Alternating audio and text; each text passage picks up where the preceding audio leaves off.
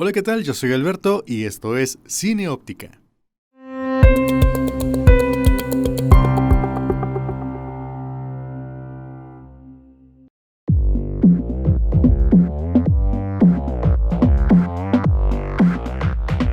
Si se tiene como cine de ficción a aquel que emplea actores para contar un argumento, habría que remontarnos hasta 1896 para encontrar el primer ejemplo de ello en nuestro cine. Un duelo a pistola en el bosque de Chapultepec, 1986, fue filmada por los franceses Bernard y Bier en base a un hecho real, ocurrido poco tiempo antes entre dos diputados en el bosque de Chapultepec. Esta cinta levantó una ola de protestas en la prensa debido a que el público interpretaba el evento como la filmación del hecho real. A pesar de que se anunciaba que el filme era una reconstrucción de los hechos, el público no distinguía todavía la diferencia entre realidad y ficción. El carácter realista del cine hacía pensar que todo lo que se mostraba era, al ser capturado por la cámara, verdadero. Las reconstrucciones de eventos famosos no eran novedad en 1896. Edison había filmado una pequeña cinta para su kinetoscopio que bien pudo haber inspirado la cinta de Bernard y Bier. Pedro Esquirel y Dionisio González, Duelo Mexicano, 1894, presentaba quizás a los primeros mexicanos mostrados en película. Dos hombres que se enfrentaban a un duelo a cuchilladas. Esta imagen del mexicano violento fue desde entonces el estereotipo impuesto por el cine norteamericano al referirse a México. Otras reconstrucciones famosas fueron las realizadas por Méliès sobre el hundimiento del barco Maine, 1898. La realizada por el mismo Méliès sobre la coronación de Eduardo VII de Inglaterra, 1902, y la realizada por Edwin Porter sobre el caso de la señora Soffel, 1901. Volviendo a México, Salvador Toscano filmó en 1899 una versión corta de Don Juan Tenorio. Este filme mostraba la ambivalencia con que se tomaba la ficción en esa época. Era documental porque registraba la representación teatral de la obra, pero era ficción porque únicamente mostraba el desempeño de los actores. En 1907, el actor Felipe de Jesús Haro realizó la primera cinta ambiciosa de ficción filmada en México. El grito de Dolores o la independencia de México, 1907. El mismo Haro interpretó al libertador Miguel Hidalgo y escribió el argumento. La película se exhibió casi obligatoriamente cada 15 de septiembre hasta 1910. Otros filmes de ficción de esa época fueron El San Lunes del Valedor o El San Lunes del Velador, 1906, cinta presumiblemente cómica dirigida por Manuel Noriega. Aventuras de Tip Top en Chapultepec, 1907. El Rosario de Amozoc, 1909, primer filme de ficción de Enrique Rosas, y El aniversario del fallecimiento de la suegra de Enart, 1912, de los hermanos Alba, el más antiguo filme de ficción del cual todavía se conservan copias. Esta cinta es una comedia interpretada por los actores Vicente Enart y Antonio Alegría, cómicos del teatro lírico que muestran una marcada influencia francesa en su estilo de realización. La revolución marcó un gran paréntesis en la realización de filmes de ficción en México. Con la finalización oficial del conflicto en 1917, pareció renacer esta vertiente cinematográfica, ahora en la modalidad de largometraje. De hecho, se considera que entre 1917 y 1920 hubo en México una época de oro del cine, situación que no se repetiría sino hasta 3 décadas después. Es curiosa la coincidencia de que la mejor época del cine silente mexicano se inicie durante los años de la Primera Guerra Mundial, mientras que la mejor época de nuestro cine sonoro coincida con la Segunda Guerra.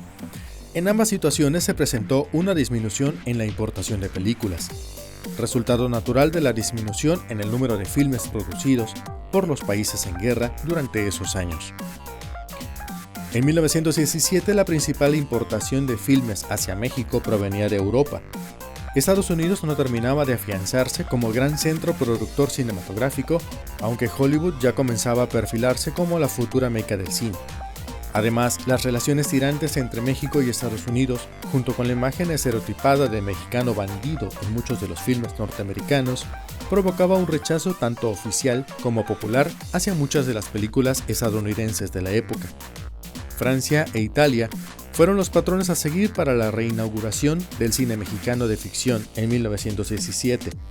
Ese año se estrenó en México El Fuego, 1915, filme italiano interpretado por Pina Menichelli, actriz que logró gran popularidad en nuestro país y que introdujo el concepto de diva del cine, anteriormente solo utilizado para el teatro o la ópera. El Fuego inauguró la tendencia romántica cursi que hizo furor en México y que influyó al cine en otros países, incluyendo Estados Unidos. El universo de las divas se componía de ingredientes que pronto se asimilaron en otras cinematografías. Mujeres voluptuosas, escenarios suntuosos, historias pasionales y atrevidas. La propuesta italiana planteaba un cambio en la mentalidad de la época, producto inmediato de la guerra. El papel de la mujer se ampliaba en el cine, aunque solo fuera como objeto de pasiones amorosas. La nueva mujer, que obtenía el derecho al voto y que pronto se recortaría el pelo, se liberaría del corsé y se acortaría la falda, hacía su aparición en las pantallas cinematográficas. La Luz, tríptico de la vida moderna, 1917, es el título del primer largometraje oficial del cine mexicano. El adjetivo oficial se debe a que pocos autores reconocen el trabajo de los yucatecos Carlos Martínez de Arredondo y Manuel Cicerol Sansores, quienes un año antes filmaron 1810 o Los Libertadores de México, 1916, que probablemente sea el primer largometraje de ficción nacional. El hecho de haber sido filmado en Yucatán, junto con El amor que triunfa, 1917, lo ha relegado en contra de La Luz, tríptico de la vida moderna, filme realizado en la Ciudad de México. Producida por el francés Max Chauvet y dirigida por J. Hammett, probable seudónimo del realizador Manuel de la Bandera, La Luz, tríptico de la vida moderna, ha sido atribuida al camarógrafo mexicano Ezequiel Carrasco, quien prolongó su carrera dentro del cine nacional hasta los años 60. Con un argumento que prácticamente era un plagio de la afamada El Fuego, el filme catapultó al estrellato nacional a la primera diva mexicana, Emma Padilla. Otros filmes famosos de esta primera época de oro fueron En defensa propia, 1917, La tigresa, 1917 y La soñadora, 1917, producidos todos por la compañía Azteca Films. Esta firma, fundada por la actriz Mimi Derba y por Enrique Rosas, constituyó la primera empresa de cine totalmente mexicana. Probablemente Derba haya sido la primera directora de cine nacional, si es cierto que dirigió La tigresa. Los temas que han acompañado a nuestra cinematografía nacieron también en los años de 1917 a 1920. Tepeyac, 1917, filme que relacionaba extrañamente las apariciones de la Virgen de Guadalupe con el hundimiento de un barco en el siglo XX, fue filmado por Fernando Sayago. Tabaré, 1917, de Luis Lezama, guarda una estrecha relación en su argumento con filmes como Tizoc, 1957, el indio que se enamora de la rica heredera de piel blanca. Finalmente, Santa, la prostituta creada por el escritor Federico Gamboa, hizo su primera aparición cinematográfica en la cinta dirigida por Luis Peredo en 1918. Otra versión de Santa, 1931, iniciaría la era sonora del cine mexicano y marcaría el rumbo de uno de los principales arquetipos femeninos de nuestro cine, la prostituta o cabaretera. Mención especial merece El automóvil gris, 1919, sin lugar a dudas el filme más famoso de la época muda del cine mexicano. Filmado por Enrique Rosas, el filme en realidad no es tal, es una serie de 12 episodios que cuentan las aventuras de una famosa banda de ladrones de joyas que se hizo célebre en la Ciudad de México hacia 1915. Las series o seriales representaron las primeras incursiones del cine norteamericano en el gusto popular mexicano. Para 1919 se habían suavizado las fricciones con el vecino del norte y el cine hollywoodense comenzaba a conquistar mercados en todo el mundo. Estos filmes por episodios habían nacido en Francia alrededor de 1913, siendo el primero Fantomas de Louis Follat, una serie sobre el famoso ladrón elegante de las tiras cómicas.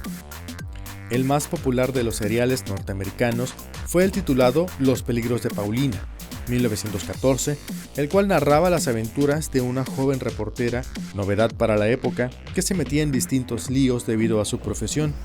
Esta serie propugnaba el nuevo papel activo de la mujer en Norteamérica, además de ser una fuente de entretenimiento en las ya populares matinés cinematográficas. De esta manera, El automóvil gris, 1919, inauguraba, sin claros sucesores, el serial mexicano. La cinta o cintas poseían además un elemento novedoso y controversial.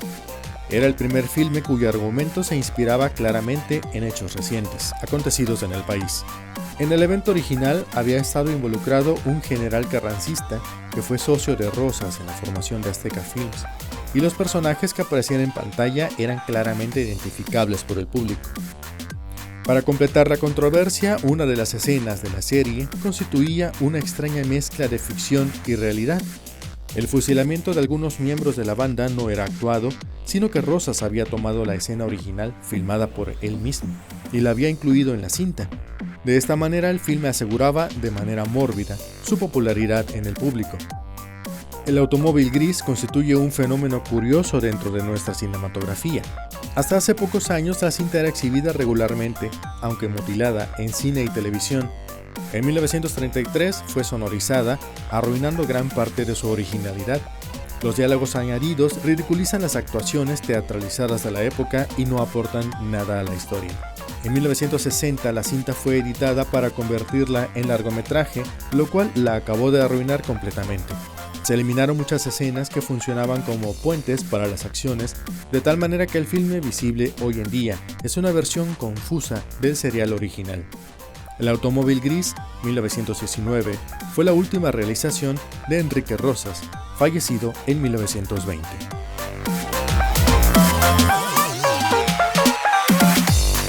Eso es todo por hoy. Si te ha gustado el video, te invito a que le des me gusta, lo compartas y te suscribas a este canal. Esto es Cineóptica y nos vemos la próxima. Adiós.